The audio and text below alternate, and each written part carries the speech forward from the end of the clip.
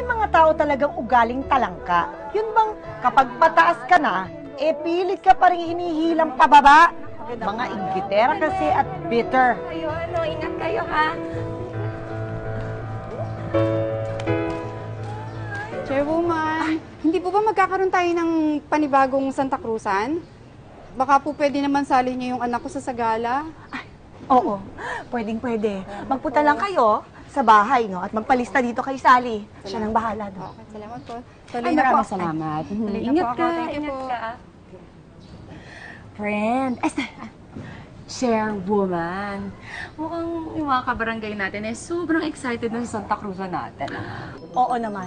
Alam mo namang yan talaga ang inaabangan nila every summer. At dahil ako na ang bagong chairwoman, sisiguraduhin ko na mas bonggang Santa Cruzan ngayong taon kaysa sa dati. At dahil doon, lalo nila akong mamahalin. Ay, pati ako mamahalin din nila, ano? Ay, nako, may mga tao talagang pasikat. Wala pa namang napapatunayan. Palpak naman. Excuse me? Aling Rosa, meron ho ba tayong problema? Ako? Wala. Baka ikaw may problema. Dahil sigurado ako, palpak yan Santa Cruzan mo. Ay, dyan ho kayo nagkakamali. Planchado na ho lahat. Kompleto na mga sasagala. At pati rin na Elena. Anak mo bakit? Anak mo bakit? Ha? Oo. Ay, sabihin ko dyan. Chairwoman! Sabihin mo nga rito na yung anak ko magiging Reyna Elena at hindi ang anak niya. Hoy, masamak naman ang magandang. Saan ang ganda? Saan ang ganda? Saan? Saan dapat maging Reyna Elena? Mukha mo. Ganito. Pareho namang maganda ang mga anak nila ata. Ay, dalawa. Teka muna. Mabuti pa. Ako ang magsasolve ng problem na yan. Sandali.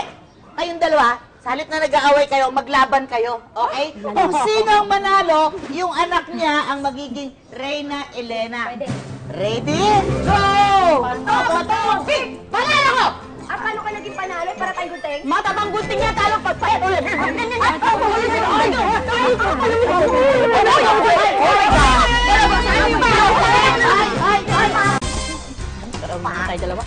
Dahil pag gano'n ang sabit na gusto ko, nag-arkila ako ng drone, ikakabit ang banderita sa drone at paliliparin. Hoy, Abi! Okay?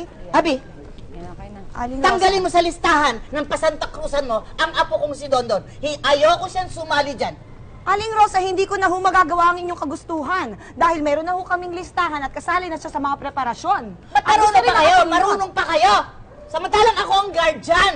Ang magulang niyan, taga-Amerika, iniwan sa akin ang apo ko. Kaya akong dapat masunod. Ayoko siyang magkonsorte sa kapatid mong totomboy-tomboy. Bay, wala naman hong personalan. Hindi naman ho ako ang pumili kay Ria na maging Reyna Elena. Nagkabunutan ho kami. Ay, anong malay ko kung meron dayaan yan? Kung yun nga ang eleksyon, may dayaan, yan pang mga bunutan na yan. Ano? Basta, ayoko sa'yo yung apo ko. Ayoko.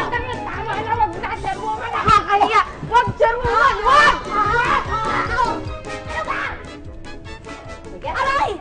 Ikaw ang aking papatulan dahil ang sikit-sikit ng pagkakasakal mo sa leeg ko. Ayusin na natin. Halika na! Pupuntahan pa natin si Ria. Oh, sige. Ayusin niyo na. Pakiayos yan.